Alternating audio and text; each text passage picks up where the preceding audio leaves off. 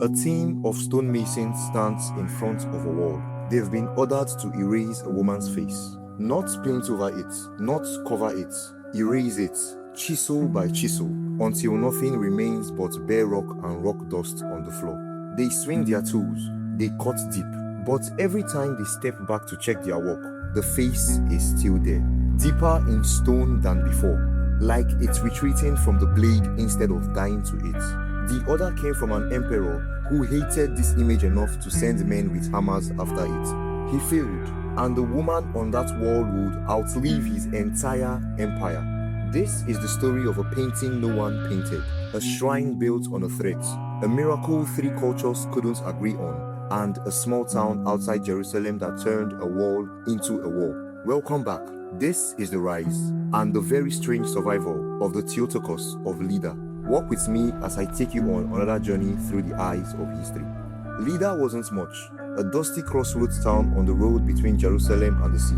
The kind of place history usually walks straight past. It shows up once in the book of Acts. Peter passes through, heals a paralyzed man named Aeneas, and moves on. But Peter didn't leave the town empty. He left it a church and a problem. According to Christian tradition, and it's important to say up front, this is tradition, hagiography passed down for centuries, not a police report.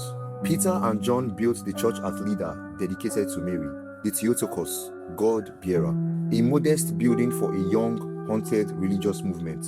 Therefore, they did something bold. They walked back to Jerusalem and asked Mary herself to come consecrate it in person. She said no, but not a flat no. She told them, "Go back, and I will already be there waiting for you." That's not a comforting answer. That's a locked room and a promise. The apostles walked back to Lydda not knowing what already there was supposed to mean. A vision, a voice, nothing at all. They opened the church doors, and on the wall, some accounts say a pillar, was her face, painted in full color. Nobody's brush had touched it. No artist claimed it. It was simply there, the way a bruise is there after an impact nobody saw. The people of Lydda had asked for a blessing. What they got was a mystery with a face. And mysteries like that don't stay quiet. Word travels, pilgrims travel, and pilgrims bring attention that small towns can't always survive. Fast forward 3 centuries, Christianity has gone from outlawed sect to state religion, but Rome has one more twist left. In 361 AD, a new emperor takes the throne, Julian, later remembered by history as the apostate, because he tried to drag the empire back to its old gods. Julian heard about the image at Lydda, a picture that made itself, drawing crowds, drawing faith, drawing power away from the temples he wanted to revive. He couldn't let that stand, so he sent men with chisels to physically remove the virgin's face from the wall of a church, not as vandalism, but as policy. Erase the miracle, and you erase the movement gathering around it. But here is where the story turns genuinely eerie. And it's the detail that made this legend spread for 1,000 years.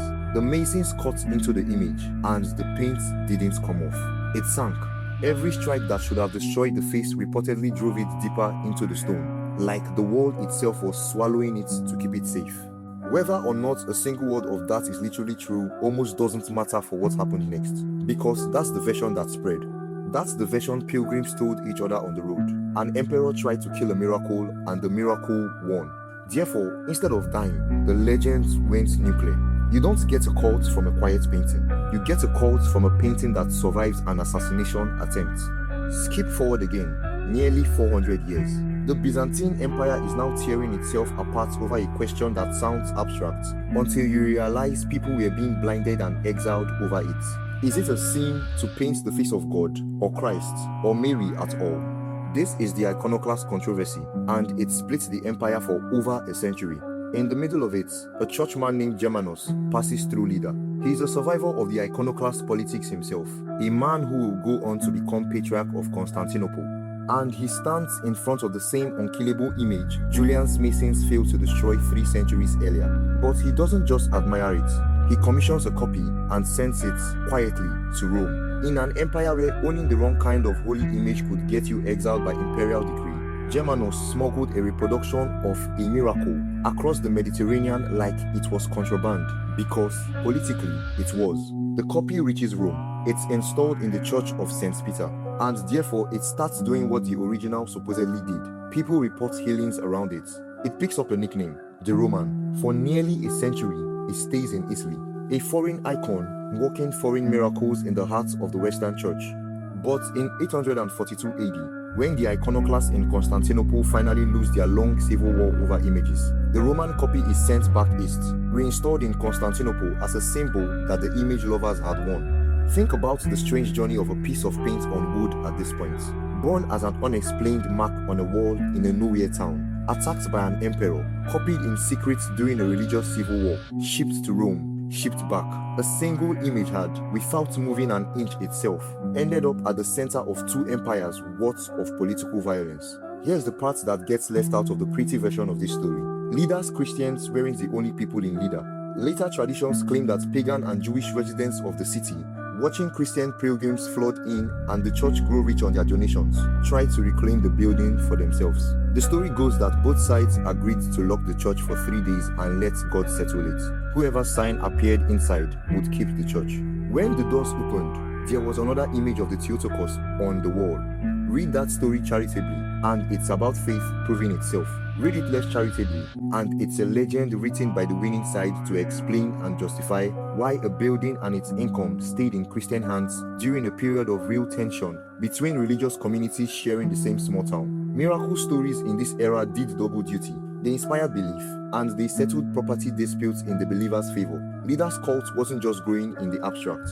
It was growing on contested ground, with real stakes for who controlled the town's holiest, most profitable building. Therefore, the cult in the cults at Lydda isn't just devotion. It's devotion with teeth, pilgrimage routes, donations, political leverage, and at least one emperor who thought a painting was dangerous enough to attack with hammers. Here's the ending nobody puts on the icon prints. The last confirmed written references to the original image at Lydda come from the 9th century.